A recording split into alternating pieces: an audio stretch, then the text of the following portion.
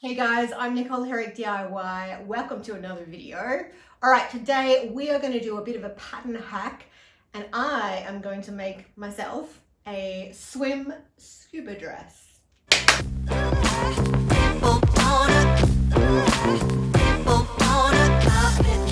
I'm a little bit modest when I go to the beach. You will never catch me in a bikini.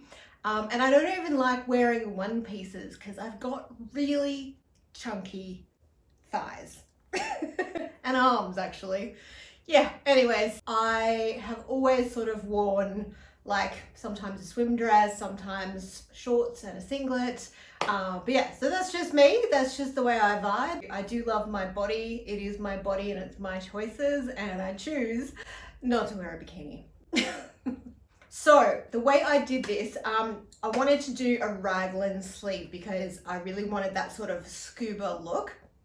So I bought some scuba fabric, but I don't know how to draft a pattern for a raglan sleeve. So I thought, right, I'm gonna just buy a pattern for something with a raglan sleeve and see how it goes. The only things I could find were sort of a few different patterns for the rashguard tops, or rashies as we call them in Australia. So I found some, and I really want to have a zip up the front. I found a few, I'll list them below. I ended up using this pattern. It is really good, such easy to follow instructions, simple with a couple of side panels, front panel, back panel, and a little collar. And adjusting it to be a little mini dress was super easy, and that's actually what I'm going to show you, making it into a mini dress instead of just a rash guard. All right, are you ready? Let's go. Okay, so I've got here the pattern ready to start laying out, but obviously I need to lengthen this to become a dress. Okay, so first thing I might do is mark on my pants where I want my dress to come to. So it's a swim dress, it can be short. Let's cover those thighs. What I can see here is this is the neck, so I'm going to measure maybe about here on the neck. So let's come down to here, and that's 92. So let's see how 92 looks on here. Does that look long enough to be a dress? Yeah, I guess so. I've got to add in my seam allowance. So to elongate my top into a dress, I'm using Pattern Maker's curves, or you might call one of them a French curve. You don't need these at all. If you just want to do this by hand, grab out like a bodycon dress or like any sort of form-fitting dress that you've got in the cupboard, turn it inside out and just have a look at how the curves sit on the seams, and you'll sort of see that if it's like tight fitting around the legs, it will curve inwards. Okay, so that's just how I sort of use that, but the curves come in handy for me because I make a lot of patterns. Okay, now I want to make the arms a little bit bigger around the biceps. So this is the sleeve pattern. My biceps are rather chunky. So we're going to use the curve again.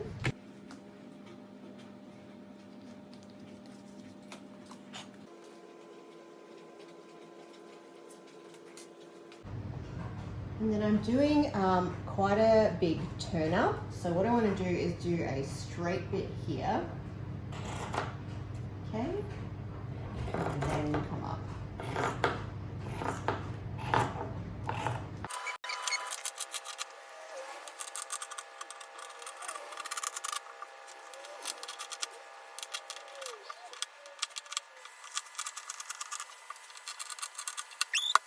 Okay, so this is my side panel of the dress. So this one also needs to be lengthened to be the right one. But what I'm going to do is, I've got my front piece right here.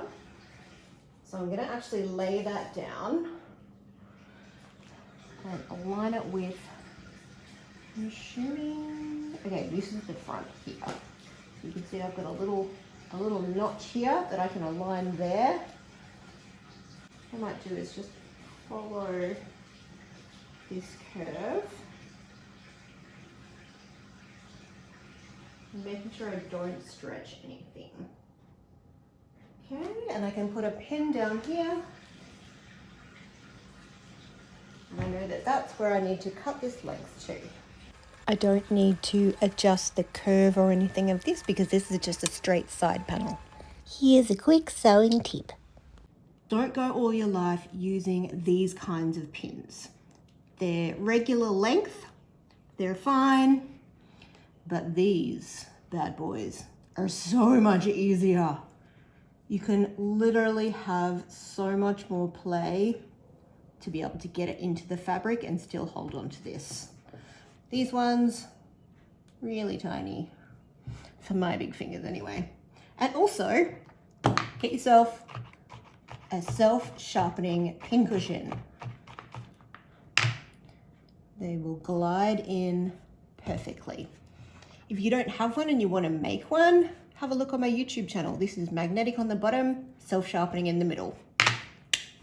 And now back to our regular programming.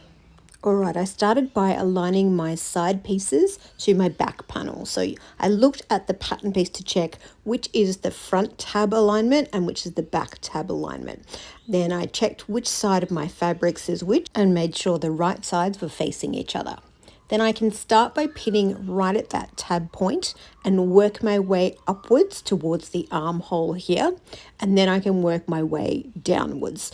The hem is usually going to be a little bit off because I'm sort of adjusting this pattern myself. So don't worry if the hem looks a little bit too long. I sort of leave myself a little bit of allowance anyway. But as long as your tab positions are correct and your armholes meet up, that's the main thing. Okay, so because I have no idea if this pattern is going to fit me and if I've sort of created the bottom area correctly, what I've done is I've loaded some red thread into my bobbin and upper, and I'm just going to do a long stitch. I'm not going to do any back stitching, just to sort of test everything and see if I need to make any adjustments, and then I can go through and do a nice fine zigzag stitch and overlock, just because it's so much harder to unpick a really fine zigzag on this fabric, and it's really easy to like nick it and like make a hole in it. So I'd rather do this and then have to sew it again later just to make sure I'm getting it right. I sewed it with a tiny bit less seam allowance so I could hide this instead of unpicking if I wanted to. So there is my long red stitch. Okay, I also forgot to mention that if you're going to be working with thicker, super stretchy fabrics, get yourself a walking foot. Honestly, this was $20. You can just get an off-brand one. Grab them on eBay or Amazon. They're really cheap these days. You don't have to spend $100 to buy one.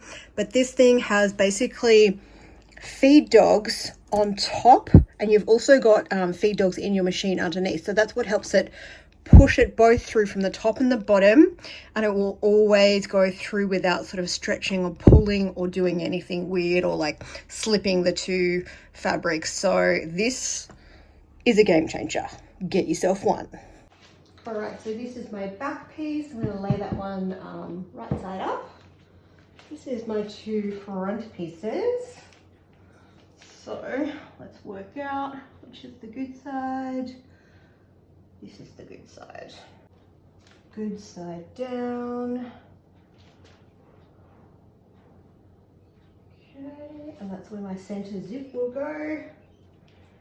Okay. And then we've got our little triangle notches here.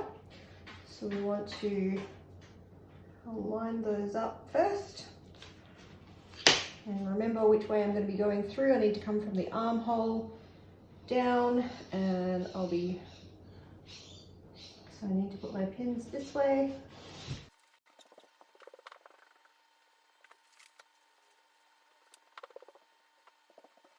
Okay, now let's go and sew from here down, and I just put those in the wrong side. I've got to put these on the other side. And now because there's a zip in the front, and I just want to try this all on, what I'm going to do is just do another long stitch right down the front so I can try this on and see if I need to do any fit adjustments. Beep, beep, beep.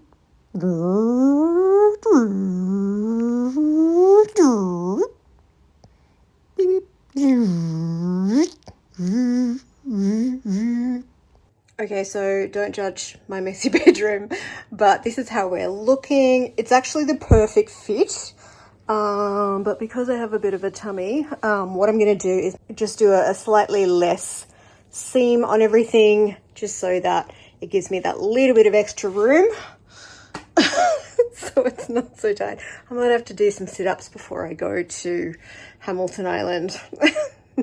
Okay, so before I unpick this, I'm going to take advantage of these seams being all together, and I'm just going to stitch my new seam in a little bit closer to the edge, about halfway.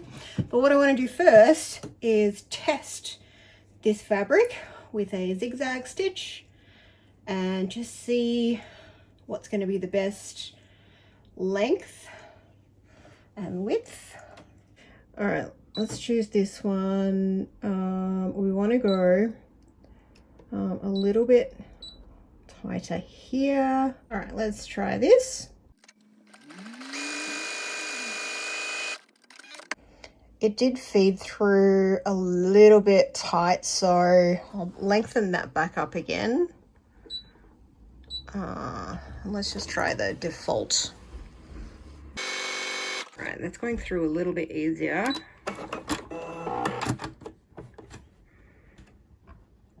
Okay, all right, I'm happy with that. Now we need to test the stretch. Yep, okay, that one definitely gives me enough stretch. All right, nice, let's stitch.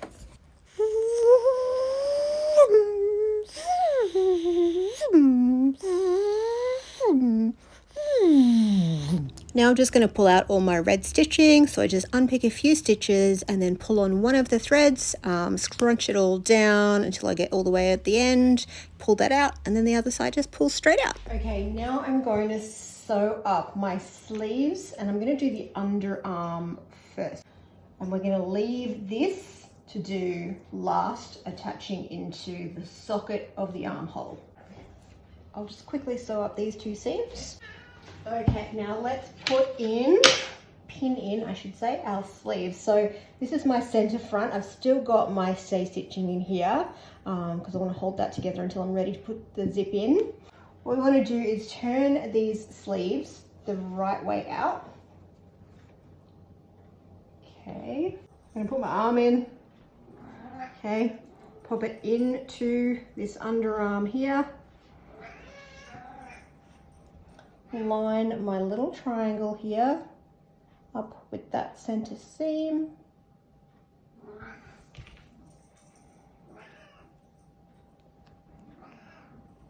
Okay, now even though I have a triangle and a flat tab here, I'm just gonna roll with it. Clearly I did something wrong, but that is okay. Even I make mistakes, like literally all the time. I'm telling you, I make mistakes all the time. I've been sewing for nearly 40 years, and I still make mistakes all the time. All right, so I could put some more pins in there. Maybe I should, but let's continue along the other side now. So I'm gonna go and line up my tab over here, tab to tab,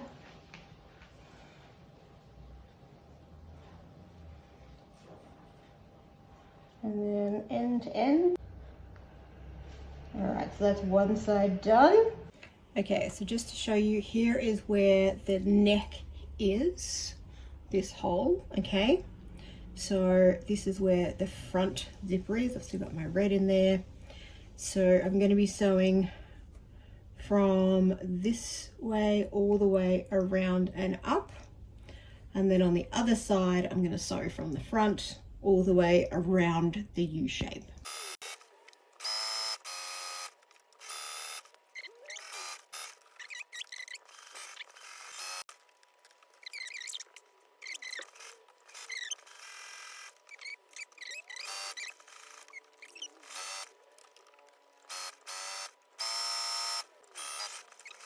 Okay, let's just show you what that looks like. So you've got our neckline here, and I've stitched all the way under the arm and back up to the other side of the neckline. Okay, let's do the other side. Okay, here is how we are looking. Okay, so it's very, very long. I'm going to do it quite a bit shorter than that. But the fit is really good. The arms feel really good as well. I'm going to shorten those arms up here. It's really good at the front, but at the sides and the back, it's a little bit high. So what I'm going to do is cut that down a little bit before I put on the neck thing. What's the neck thing? It's a little collar. Okay, let's do that. And also what I'm going to do is figure out where I want my length and mark that with a pin, and then I can chop that off. Okay, let's try and put this zip in. Okay, so this is my front opening right here. So what I want to do is pop these together, and I want to put a pin, whatever my seam allowance, that is the word, seam allowance. Okay, so we have one here, okay, and one here. I'm going to start on this side. So this is the good side of the fabric. And what I want to do is turn my zip and face it over. I'm going to unzip this. So I want to lay the bulk of the zip towards the other side, face down. And I'm going to line up that top tooth precisely with my pin mark here. And then I'm going to stitch all the way down here, okay? And I'm going to do a fairly long zigzag because I'm going to do a top stitch on this, so it doesn't really matter as long as it does stretch.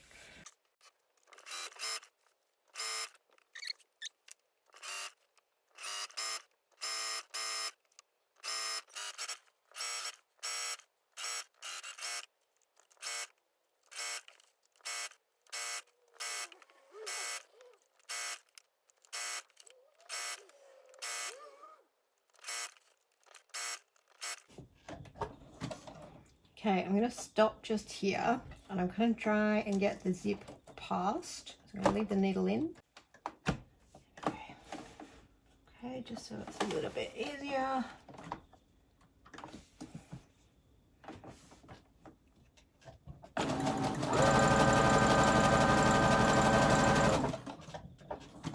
To about the same point that I did before.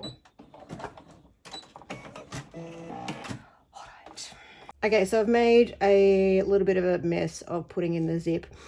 I was meant to sort of do, before I put the zip in, do an L shape and connect this bottom part and sort of baste in all the zip.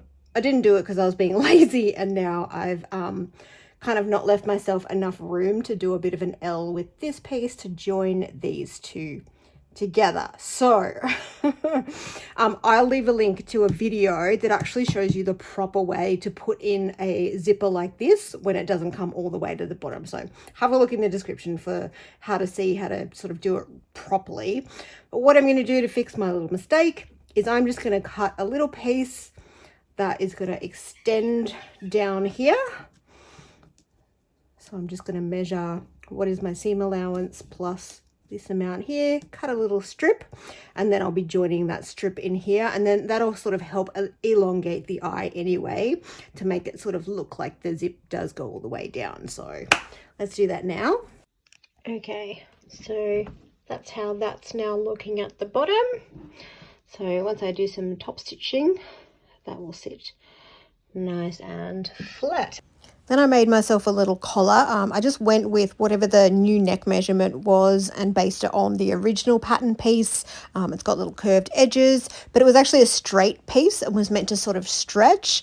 And I found that it stuck up in the air. So I would do a curved collar if I was making this again. Then all that was left to do was top stitch, and I hand stitched my bottom hem and my arm hems, and I was done. All right, I think I'm done. Let's go try this baby on.